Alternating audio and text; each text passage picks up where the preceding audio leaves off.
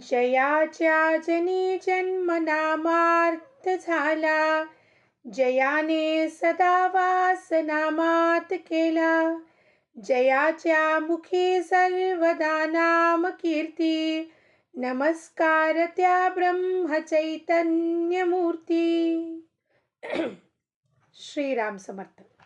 ಎಲ್ಲ ಆತ್ಮಜ್ಯೋತಿಗಳಿಗೆ ಸಾಷ್ಟಾಂಗ ಪ್ರಣಾಮ ಮಾಡುತ್ತಾ ನನ್ನ ಸದ್ಗುರುಗಳಾದ ಶ್ರೀ ಚಂದ್ರಕುಮಾರ್ ಅವರ ದಿವ್ಯ ಚರಣಾರವಿಂದಕ್ಕೆ ಸಾಷ್ಟಾಂಗ ಪ್ರಣಿಪಾತವನ್ನು ಮಾಡುತ್ತಾ ಇಂದಿನ 12 ಡಿಸೆಂಬರ್ ಶ್ರೀ ಮಹಾರಾಜರವ್ರ ಪ್ರವಚನ, ಯೋಗದಿಂದ ಸಾಧಿಸುವುದು ನಾಮದಿಂದ ಸಾಧಿಸುತ್ತದೆ. ಯೋಗದಿಂದ ಸಾಧಿಸುವುದು ನಾಮದಿಂದ ಸಾಧಿಸುತ್ತದೆ. ಅನೇಕ ಪ್ರಕಾರದ ಯೋಗಗಳನ್ನು ಹೇಳಿದ್ದಾರೆ. ರಾಜಯೋಗ, ಹಠಯೋಗ, ಪತಾಂಜಲಿ ಯೋಗ, ನಾನಾ ಯೋಗ, ಕ್ರಿಯಾ ಯೋಗ ಅಂತೆಲ್ಲ ಹೇಳ್ತಾರೆ. ಆ ಯೋಗದಿಂದ ನಾವೇನು ಅಲ್ಟಿಮೇಟ್ ಗೋಲ್ ಸಾಧಿಸಬೇಕು ಅನ್ನೋದು ಒಂದು ಇದೆಯೋ ಅದನ್ನೇ ನಾವು ನಾಮದಿಂದನೂ ಕೂಡ ಸಾಧಿಸಬಹುದು ಅಂತ ಮಹಾರಾಜರು ಹೇಳ್ತಾರೆ. ನಾಮಸ್ಮರಣೆ ಮಾಡೋದ್ರಿಂದ ಏನು ಯೋಗದಿಂದ ಅಲ್ಟಿಮೇಟ್ ಗೋಲ್ ರೀಚ್ ಆಗ್ತೀವೋ ಅದು ನಾಮಸ್ಮರಣೆ ಮಾಡೋದ್ರಿಂದನೂ ಕೂಡ ಆಗುತ್ತದೆ. ಹಾಗಾಗಿ ಕೆಲವರಿಗೆ ಒಂದು ಭ್ರಾಂತಿ ಉಂಟು ಕಿ ನಾಮಸ್ಮರಣೆಯಿಂದ ಮಾಡಿದ್ರೆ ನಮಗೇನು ರೀ ಉಪಯೋಗ, ನಮ್ಮ ಗುರಿ ಸಾಧಿಸ್ಬೋದಾ, ಮುಟ್ಟಬಹುದಾ, ನಾವು ಖಂಡಿತವಾಗಲೂ ಮುಟ್ಟಬಹುದು ಅಂತ ಮಹಾರಾಜರು ಅದನ್ನು ಅನುಭವ ತಗೊಂಡು ನಮಗೆ ಹೇಳುತ್ತಾ ಇದ್ದಾರೆ. ಏನನ್ನು ಹೇಳ್ತಾರೆ ಶ್ರೀ ಮಹಾರಾಜರು ಇವತ್ತೆಲ್ಲರೂ ಸೇರಿ ಶ್ರವಣ ಮಾಡೋಣ. ಗೃಹಸ್ಥಾಶ್ರಮಿಗಳು ಒಂದು ನಿಯಮವನ್ನು ಇಟ್ಟುಕೊಳ್ಳಬೇಕು. ಯಾರಾದರೂ ಏನಾದರೂ ಬೇಡಲು ಬಂದರೆ ಅವರಿಗೆ ಇಲ್ಲ ಅನ್ನಬಾರದು. ಏನಾದರೂ ಬೇಡಿದ್ರೆ ಅವರಿಗೆ ಇಲ್ಲ ಅಂತ ಅನ್ನಬಾರದು. ಇದು ಗುರುಗಳು ಹೇಳ್ತಾ ಇರೋದು. ಹಾಗಾಗಿ ಗುರು ಆಜ್ಞೆ ಪ್ರಮಾಣ. ಯಾರಾದರೂ ಮನೆ ಮುಂದೆ ಯಾಚಕರ ಬರಲಿ, ಫ್ರೆಂಡ್ ಹೆಲ್ಪಿಗೆ ಕೇಳಲಿಕ್ಕೆ ಬರಲಿ, ಏನಾದರೂ ಕೇಳಿದ್ರು ಅವರಿಗೆ ಇಲ್ಲ ಅಂತ ಹೇಳಬಾರ್ದು. ನಮ್ಮ ಹತ್ತಿರ ಇದ್ದಿದ್ರಲ್ಲಿ ಸ್ವಲ್ಪ ಆದರೂ ಕೊಡಬೇಕು.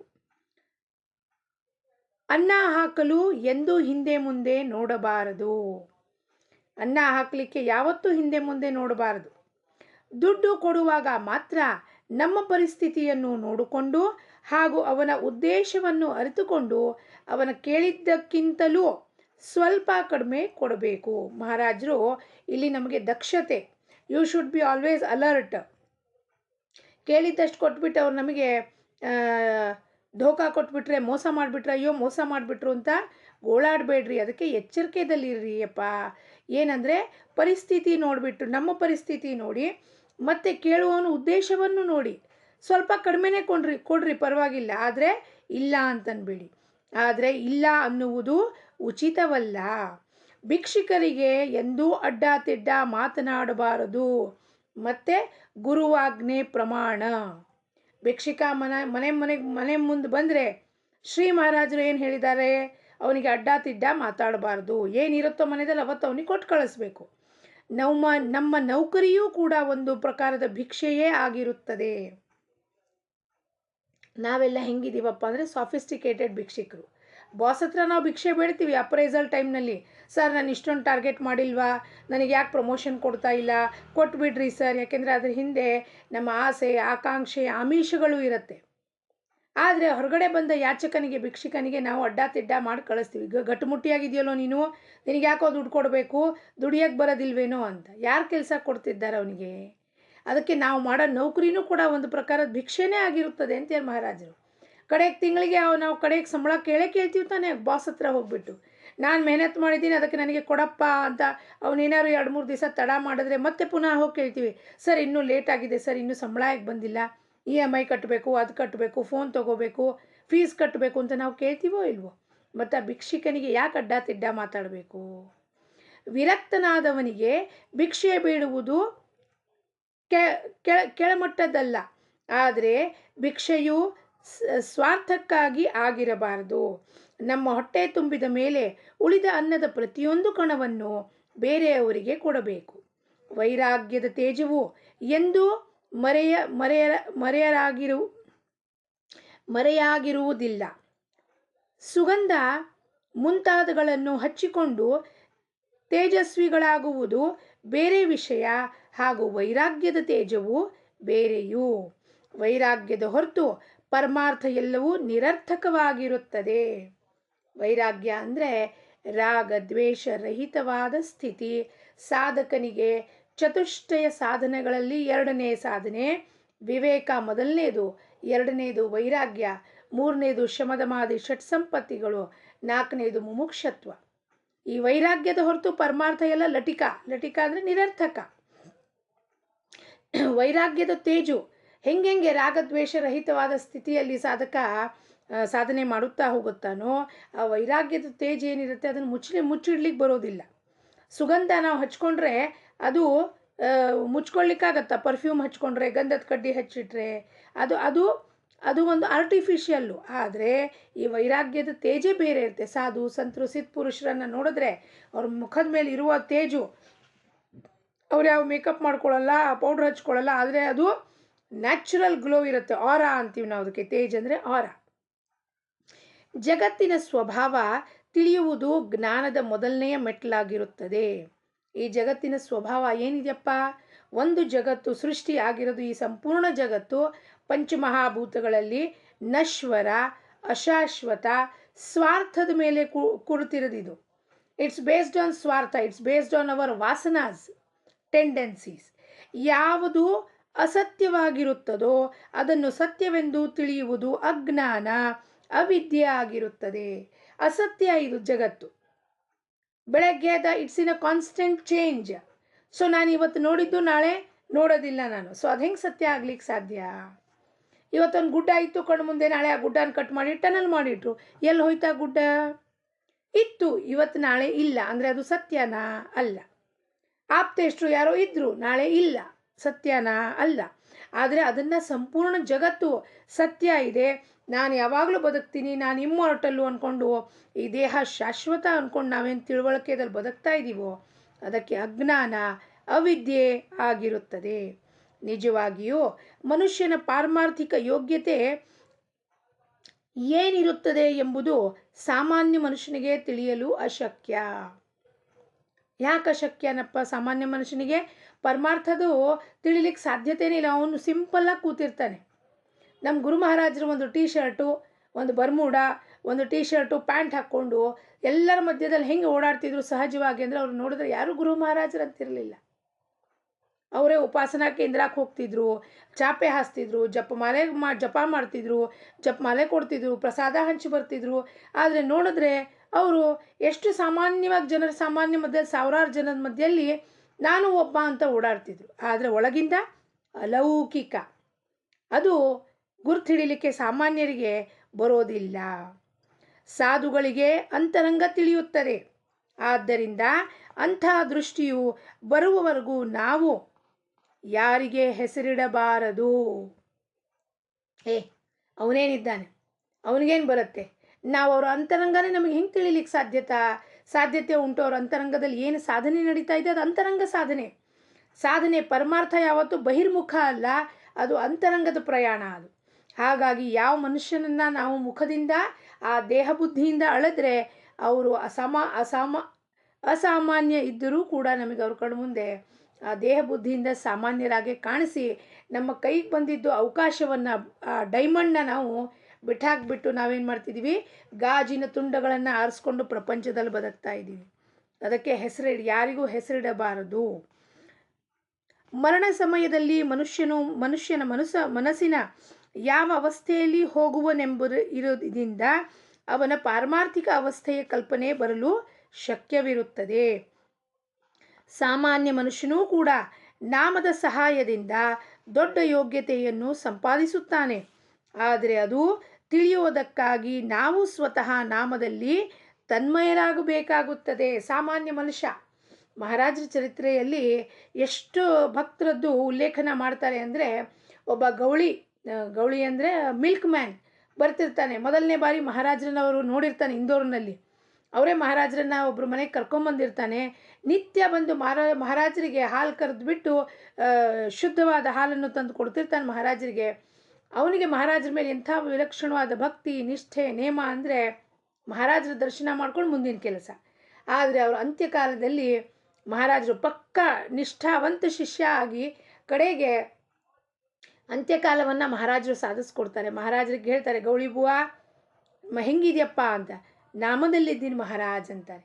ಅಂದರೆ ಅವ್ರದ್ದು ಗೌಳಿ ಮಿಲ್ಕ್ ಮ್ಯಾನಿನ ಉಪಾಧಿಯಿಂದ ನೋಡಿದ್ರೆ ಸಾಮಾನ್ಯ ಮನುಷ್ಯ, ಆದರೆ ಅವನ ಆಂತರಿಕ ಸ್ಥಿತಿ ನಮಗೆ ತಿಳಿಲಿಕ್ಕೆ ಸಾಧ್ಯತೆ ಇಲ್ಲ. ಅದನ್ನು ನಾಮದಿಂದ ಆ ಯೋಗ್ಯತೆಯನ್ನು ಅವನು ಪಡ್ಕೊಂಡಿದ್ದ. ನಾಮದಲ್ಲಿ ಬಹಳ ದೊಡ್ಡ ಸಾಮರ್ಥ್ಯವಿರುತ್ತದೆ. ಯಾರು ಅದರ ಅನುಭವ ತೆಗೆದುಕೊಂಡು ನೋಡುವುದಿಲ್ಲ, ಇದಕ್ಕೆ ಏನು ಮಾಡಬೇಕು? ಮಹಾರಾಜರು ಪ್ರಶ್ನೆ ಮಾಡ್ತಾರೆ. ಮಹಾರಾಜರಂತಾರೆ, ನನ್ನ ಅನುಭವದಿಂದ ಹೇಳ್ತೀನಿ ನಾನು, ಆ ನಾಮದ ಒಂದು ರುಚಿ, ನಾಮದ ಪ್ರೇಮ, ನೀವು ನಾಮ ತಗೊಂಡು ನೋಡಿ, ಅವಾಗ ನಿಮಗೆ ಗೊತ್ತಾಗುತ್ತೆ ಅದ್ರದ್ದು ಏನಿದೆ. ಯಾರೂ ತಗೊಳ್ಳೋದಿಲ್ಲ ಅನುಭವ, ನಾನೇನು ಮಾಡೋಕ್ಕಾಗತ್ತೆ? ಯೋಗದಿಂದ ಏನು ಸಾಧಿಸುತ್ತದೋ ಅದು ನಾಮದಿಂದ ಸಾಧಿಸುತ್ತದೆ ಎಂಬುದರಲ್ಲಿ ಸಂಶಯವೇ ಇಲ್ಲ. ಯಾರಿಗೆ ನಾಮದ ರುಚಿಯು ಹತ್ತಿರುತ್ತದೆಯೋ ಅವರ ಮೇಲೆ ಭಗವಂತನು ನಿಶ್ಚಿತವಾಗಿ ಕೃಪೆ ಮಾಡಿದನೆಂದು ತಿಳಿಯಬೇಕು. ಯಾರಿಗೆ ಜಗತ್ತಿನ ಯಾವ ವಿಷಯ, ವಸ್ತು, ವ್ಯಕ್ತಿ ಆಗಲಿ, ವಿಚಾರ ಆಗಲಿ ರುಚಿಸುವುದಿಲ್ಲವೋ, ಆ ನಾಮದಲ್ಲಿ ಯಾರು ತನ್ಮಯರಾಗ್ತಾರೋ ಖಂಡಿತವಾಗಲೂ ಅವ್ರ ಮೇಲೆ ಮಹಾರಾಜರು, ಭಗವಂತ ಕೃಪೆ ಮಾಡಿದ್ದಾನೆಂದು ತಿಳಿಯಬೇಕು. ಆದರೆ ನಾಮದ ರುಚಿಯು ಹತ್ತುವುದಕ್ಕಾಗಿ ನಿರಂತರ ನಾಮ ತೆಗೆದುಕೊಳ್ಳುವುದೊಂದೇ ಉಪಾಯವಾಗಿರುತ್ತದೆ. ಹೆಂಗ್ರಿ ರುಚಿ ಬರುತ್ತೆ? ನಮಗೆ ಯಾವತ್ತು ಹುಟ್ಟಿದಾಗ ಪಿಜ್ಜಾ ಗೊತ್ತಿರಲಿಲ್ಲ, ಬೂಂದಿ ಲಾಡು ಗೊತ್ತಿರಲಿಲ್ಲ, ಕುಲ್ಚಾ ಗೊತ್ತಿರಲಿಲ್ಲ, ಪಾನಿಪುರಿ ಗೊತ್ತಿರಲಿಲ್ಲ. ಹೆಂಗೆ ರುಚಿ ಹತ್ತಿತು? ಒಮ್ಮೆ ತಿಂದ್ವಿ, ಪಾನಿಪುರಿ ತುಂಬ ಚೆನ್ನಾಗಿರುತ್ತೆ. ಒಮ್ಮೆ ಹೋಳಿಗೆ ತಿಂದ್ವಿ, ಒಮ್ಮೆ ಬೇಸನ್ ಉಂಡೆ ತಿಂದ್ವಿ, ಬರ್ತಾ ಬರ್ತಾ ರುಚಿ ಹತ್ತಿತು. ಒಂದು ಉಂಡೆ ತಿಂದ್ವಿ, ಎರಡು ಉಂಡೆ ತಿಂದ್ವಿ, ಅದೇ ಅಭ್ಯಾಸ ಆಗ್ತಾ ಹೋಯಿತು. ಅಂದರೆ ಏನು? ನಾಮ ತಗೊಳ್ಳೋದು ರುಚಿ ಹೆಂಗೆ ನಾಲ್ಗೆಗೆ ಟೇಸ್ಟ್ ಬರ್ತಾ ಹೋಯಿತು, ನಾಮನೂ ಹಾಗೆ ಅಭ್ಯಾಸ ಮಾಡ್ತಾ ಮಾಡ್ತಾ ಅಭ್ಯಾಸೇನ ತು ಕೌಂತೇಯ ವೈರಾಗ್ಯೇಣ ಚ ಗೃಹ್ಯತೆ. ಅಭ್ಯಾಸ ಮಾಡಬೇಕು, ಅಭ್ಯಾಸ ಅಭ್ಯಾಸ ಅಭ್ಯಾಸ. ಅಕಾಡೆಮಿಕ್ಸಲ್ಲಿ ನಮ್ಮ ಮಕ್ಕಳಿಗೆ ನಾವು ಮಾಡಿಸಿದ್ದೀವಿ, ಬೈದಾರು ಮಾಡಿಸಿದ್ದೀವಿ, ಹೊಡೆದಾರು ಮಾಡಿಸಿದ್ದೀವಿ, ಅಥವಾ ಏನಾದ್ರು ಲಂಚ ಕೊಟ್ಟು ಸೈಕಲ್ ಕೊಡಿಸ್ತೀನಿ, ಗಿಫ್ಟ್ ಕೊಡಿಸ್ತೀನಿ ಅಂತ ಹೇಳಾರಿದ್ರು ನಾವು ಅವ್ರ ಹತ್ರ ಅದನ್ನು ಮಾಡಿಸ್ಕೊಂಡಿದ್ದೀವಿ. ಅದೇ ರೀತಿಯಲ್ಲಿ ನಮ್ಮ ಮನಸ್ಸಿಗೂ ಅಚ್ಚ ಮಾಡಿ ಭಗವಂತನ ಕೃಪೆಗೆ ಪ್ರಾಪ್ತಿಯಾಗಬೇಕು ಅಂದರೆ ಅದನ್ನು ಕೂಡಿಸಿ ಒಂದು ಜಾಗದಲ್ಲಿ ನಾಮಸ್ಮರಣೆಯ ಅಭ್ಯಾಸವನ್ನು ಮಾಡಬೇಕು. ಹಾಗೆ ನೋಡಿದರೆ ಪ್ರಾಪಂಚಿಕ ಜನರು ಅತ್ಯಂತ ಸ್ವಾರ್ಥಿಗಳಾಗಿರುತ್ತಾರೆ ಎಂಬುದು ನಮಗೆ ಕಂಡುಬರುತ್ತದೆ. ಅವರ ಸ್ವಾರ್ಥದಲ್ಲಿ ಕಿಂಚಿತ್ ವ್ಯತ್ಯಾಸವಾಗದೆ ಅವರಿಗೆ ಪರಮಾರ್ಥ ಬೇಕಾಗಿರುತ್ತದೆ. ಇದು ಹೇಗೆ ಶಕ್ಯವಿರುತ್ತದೆ? ಎಲ್ಲ ಸ್ವಾರ್ಥ ಸಾಧಿಸಬೇಕು, ನಮ್ದೆಲ್ಲ ಬಕೆಟ್ ಲಿಸ್ಟ್ ಮಹಾರಾಜರು ಪೂರ್ಣ ಮಾಡಬೇಕು, ಜೊತೆಗೆ ನಮಗೆ ಭಗವಂತನೂ ಬೇಕು. ಹೆಂಗಾಗತ್ತಪ್ಪ ಅಂತಾರೆ. 2 ದೋಣಿದಲ್ಲಿ ಕಾಲಿಡ್ಲಿಕ್ಕಾಗಲ್ಲ. 2 ದೋಣಿದಲ್ಲಿ ಕಾಲಿಟ್ರೆ ಮುಗುರಿಸ್ಕೊಂಡು ಬಿದ್ದು ನೀರಲ್ಲಿ ಬಿದ್ದು ಸುಳಿದಲ್ಲಿ ಸಿಕ್ಕಾಕ್ಕೊಳ್ತೀವಿ. ಒಂದೇ ದೋಣಿದಲ್ಲಿ ಕಾಲಿಡಬೇಕು. ಎಲ್ಲಿ? ಪರಮಾರ್ಥದಲ್ಲಿ. ಅತ್ಯಂತ ನಿಸ್ವಾರ್ಥಿಗಳಾಗುವುದಕ್ಕಾಗಿ ಪರಮಾರ್ಥವೆನ್ನುತ್ತಾರೆ. ಅದು ಸಾಧಿಸುವುದಕ್ಕಾಗಿ ನಾವು ಸ್ವಲ್ಪ ಆದರೂ ಸ್ವಾರ್ಥ ತ್ಯಾಗಕ್ಕೆ ಆಗುತ್ತದೆ. ಸಾಧು ಸಂತರ ಹತ್ತಿರ ಹೋಗಿ ಇದನ್ನೇ ಕಲಿಯುವುದಿರುತ್ತದೆ. ಏನು ಕಲಿಬೇಕಾಗಿದೆ? ಸಾಧು ಸಂತರ ಹತ್ರ ಹೋಗಿ ಇದನ್ನು ಕಲಿಬೇಕು. ಏನು? ಸ್ವಾರ್ಥದ ತ್ಯಾಗ ಹೆಂಗೆ ಮಾಡಬೇಕಪ್ಪ. ನಾನು ನಂದು ಕೇವಲ ನನ್ನ 4 ಜನಕ್ಕೋಸ್ಕರ ಮಾತ್ರ ನಾನು ಬದುಕಿದ್ದೀನಿ ಅಲ್ಲ, ನಾನು ವ್ಯಾಪಕನಾಗಿದ್ದೀನಿ, ಎಲ್ಲರಿಗೂ ಕೊಡುವಂಥ ಬುದ್ಧಿ ಆಗಬೇಕು. ಅದು ಸಂತರು ಸತ್ಪುರುಷರು ಏನು ಮಾಡ್ತಾರೆ? ಯಾರು ಬರ್ತಾರೋ ಅವ್ರಿಗೆ ಕೊಡ್ತಿರ್ತಾರೆ. ಅವಹೇಳನೆ ಮಾಡೋದಿಲ್ಲ. ಕಳ್ಳನೂ ಬೇಡ ಅನ್ನಲ್ಲ, ಭಕ್ತನನ್ನು ಬೇಡ ಅನ್ನಲ್ಲ, ಶಿಷ್ಯನಿಗೂ ಬೇಡ ಅನ್ನಲ್ಲ. ಯಾರು ಬರ್ತಾರೋ ಬನ್ನಿ ಅಪ್ಪ, ನನ್ನ ಹತ್ರ ಏನಿದೆ ಅದನ್ನು ತಗೊಂಡು ಹೋಗಿ ಅಂತ. ಪ್ರಪಂಚದ ಮೇಲೆ ಸಂಪೂರ್ಣ ನೀರು ಬಿಡಿರಿ ಎಂದು ಯಾರೂ ಹೇಳುವುದಿಲ್ಲ. ಹಾಗೆ ಹೇಳಿದರೆ ಯಾರೂ ಕೇಳುವುದೂ ಇಲ್ಲ. ಆದರೆ ಪ್ರಪಂಚವೆಂದರೆ ಕೇವಲ ನಮ್ಮ ಸ್ವಾರ್ಥ, ಇದೇ ನಮ್ಮ ಸರ್ವಸ್ವ ಎಂದು ತಿಳಿಯಬೇಡಿರಿ ಎಂದು ಹೇಳುತ್ತಾರೆ. ಅದೇನೋ ಅನುಚಿತವಲ್ಲ. ಸಾಧು ಸಂತರು ಏನು ಹೇಳ್ತಾರಪ್ಪ, ಅದ್ರ ಮೇಲೆ ಆಸಕ್ತಿ ಮೋಹ ಇಟ್ಕೋಬೇಡಿ, ಪ್ರಪಂಚ ಮಾಡ್ರಿ, ಅದೇ ನಂದು ನಾನು ಅದರ ಹಿಂದೆ ಬೀಳಬೇಡಿ. ಸ್ವಾರ್ಥ ಕಡಿಮೆ ಆಗುವುದಕ್ಕಾಗಿ ವಾಸನೆ ಕಡಿಮೆ ಆಗಬೇಕಾಗುತ್ತದೆ. ಸ್ವಾರ್ಥ ಯಾಕೆ ಬರುತ್ತಪ್ಪ? ಆ ಡಿಸೈರಿಂದ. ಇದು ಕೇವಲ ನನ್ನ ಪೂರ್ತಿಗೆ ನಾನು ಮಾಡ್ಕೋಬೇಕು. ನನ್ನ ಸರ್ಕಲ್ ಏನಿದೆ ಲಿಮಿಟೆಡ್ ಸರ್ಕಲ್ ಇದೆ. ನನಗೆ ಅಚೀವ್ಮೆಂಟ್ ಬೇಕು, ನನಗೆ ಮಾನ ಸಮ್ಮಾನ ಬೇಕು, ನನಗೆ ದುಡ್ಡು ಹಣಕಾಸು ಬೇಕು, ನಮಗೆ ಅಂತಸ್ತು ಜಾಸ್ತಿ ಆಗಬೇಕು, ಇನ್ಯಾರಿಗೂ ಆಗಬಾರ್ದು. ಈ ಸ್ವಾರ್ಥ ಬುದ್ಧಿ ಎಲ್ಲಿಂದ ಡೆವಲಪ್ ಆಯಿತು? ವಾಸನೆ, ಡಿಸೈರ್ಸಿಂದ, ಇಚ್ಛಾಗಳಿಂದ. ವಾಸನೆ ಕಡಿಮೆ ಆಗುವುದಕ್ಕಾಗಿ ಭಗವಂತನ ಆಧಾರ ಹೊಂದಬೇಕಾಗುತ್ತದೆ. ಭಗವಂತನ ಆಧಾರ ಹೊಂದುವುದಕ್ಕಾಗಿ ಅವನ ಅನುಸಂಧಾನವನ್ನು ಇಟ್ಟುಕೊಳ್ಳಬೇಕಾಗುತ್ತದೆ. ಅವನ ಅನುಸಂಧಾನವನ್ನು ಇಟ್ಟುಕೊಳ್ಳಲು ಅವನ ನಾಮ ತೆಗೆದುಕೊಳ್ಳಬೇಕಾಗುತ್ತದೆ. ಹೆಂಗೆ ಕೊಂಡಿ ಸೇರಿಸ್ಕೊಂಡು ನೋಡಿ. ಫಸ್ಟು ಸ್ವಾರ್ಥ ಬಿಡಬೇಕು ಅಂದರೆ ಏನಾಗಬೇಕು? ವಾಸನ ಕಡಿಮೆ ಆಗಬೇಕು. ವಾಸನ ಕಡಿಮೆ ಆಗಬೇಕು ಅಂದರೆ ಏನಾಗಬೇಕು? ಭಗವಂತನ ಆಧಾರ ಹೊಂದಬೇಕು. ಭಗವಂತನ ಆಧಾರ ಹೊಂದಬೇಕು ಅಂದರೆ ಏನು ಮಾಡಬೇಕು? ಅವನ ನಾಮ ತಗೋಬೇಕು. ಅವನ ಅನುಸಂಧಾನದಲ್ಲಿ ಮಾಡಬೇಕು. ಅವಾಗ ಏನಾಗುತ್ತೆ? ಅವನ ನಾಮ ತೆಗೆದುಕೊಳ್ಳಬೇಕಾಗುತ್ತದೆ. ಆದ್ದರಿಂದ ನೀವು ಅವನ ನಾಮ ತೆಗೆದುಕೊಳ್ಳಿರಿ. ಚೈನ್ ಲಿಂಕ್ ಥರ. ಚೈನ್ ಲಿಂಕ್ ಹೆಂಗೆ ನಾವು ಗಟ್ಟಿಯಾಗಿ ಹಿಡ್ಕೋತೀವೋ, ನಮ್ಮ ಮನಸ್ಸಿನಲ್ಲಿ ನಿಷ್ಠ ಶ್ರದ್ಧೆ ಅಷ್ಟು ಬಲವತ್ತರವಾಗ್ತಾ ಹೋಗುತ್ತೆ, ಸುದೃಢ ಆಗ್ತಾ ಹೋಗುತ್ತೆ ನಮ್ಮ ನಂಬಿಕೆ. ಇಂದಿನ ಬೋಧವಚನ: ಯಾರಿಗೆ ನಾಮದ ಪ್ರೇಮ ಹತ್ತಿರುತ್ತದೋ ಅವರಿಗೆ ಭಗವಂತನ ದರ್ಶನ ಆಗಿಯೇ ಆಗುತ್ತದೆ. ಇದು ಮಹಾರಾಜರು ಕೊಡ್ತಿರೋದು ವಚನ. ಏನಪ್ಪ? ಪ್ರಾಮಿಸ್. ಯಾರಿಗೆ ನಾಮದ ಪ್ರೇಮ ಹತ್ತುತ್ತದೆಯೋ, ಪ್ರೇಮ ಹತ್ತಬೇಕು ಅಂದರೆ ಪ್ರಪಂಚದ ಪ್ರೇಮ ಬಿಡಬೇಕಾಗತ್ತೆ. ಎಲ್ಲಿಂದ? ಮನಸ್ಸಿನಿಂದ. ಮನಸ್ಸಿನಿಂದ ಪ್ರಪಂಚದ ಪ್ರೇಮ, ಮಮತ್ವ, ನಾನು, ನನ್ನದು, ಆಸಕ್ತಿ, ದೇಹಾಭಿಮಾನ ಇದನ್ನೆಲ್ಲ ಬಿಡಬೇಕಾಗತ್ತೆ. ಅವಾಗ ನಾಮದ ಪ್ರೇಮ ಹತ್ತತ್ತೆ. ಅಂಥ ಪ್ರೇಮ ಯಾರಿಗೆ ಹತ್ತಿರುತ್ತದೆಯೋ ಅವರಿಗೆ ಭಗವಂತನ ದರ್ಶನ ಆಗೇ ಆಗುತ್ತದೆ ಅನ್ನೋದನ್ನು ಶ್ರೀ ಮಹಾರಾಜರು ಏನು ವಚನ ಕೊಡ್ತಿದ್ದಾರೋ ಅವ್ರು ಹೇಳಿದಂತೆ ನಾವು ನಾಮ ಸಾಧನೆಯನ್ನು ಮಾಡೋಣ. ನಾಮಸ್ಮರಣೆಯಲ್ಲಿ ಮನಸ್ಸನ್ನು ತನ್ಮಯರಾಗಿ ಮಾಡೋಣ. ತನ್ಮಯರಾಗಿ ಮಾಡಿ ಈ ದೃಶ್ಯಾಕಾರ ಜಗತ್ತಿನಲ್ಲಿ ಏನೇನು ಕಾಣಿಸುತ್ತೋ, ಸಂತತಿ, ಸಂಪತ್ತಿ ಮೊದಲಾದ ಐಹಿಕ ಪಾರಿತ್ರಿಕ ಇಚ್ಛೆ ಏನೂ ನನಗೆ ಬೇಡ, ನಿನ್ನ ನಾಮದಲ್ಲಿ ಭಕ್ತಿ ಕೊಡು, ಪ್ರೇಮ ಕೊಡು ಅಂತ ಬೇಡಿಕೊಂಡು ನಾವು ನಾಮ ಸಾಧನೆಯನ್ನು ಮಾಡಿ ಆ ಭಗವಂತನ ದರ್ಶನದ ಭಾಗ್ಯವನ್ನು ಎಲ್ಲರೂ ಸೇರಿ ಪಡ್ಕೊಳ್ಳೋಣ ಅಂತ ಹೇಳುತ್ತಾ, ಜಾನಕಿ ಜೀವನ ಸ್ಮರಣ. ಜೈ ಜೈ ರಾಮ್. ಲೋಕಾಹ ಸಮಸ್ತಾಹ ಸುಖಿನೋ ಭವಂತು.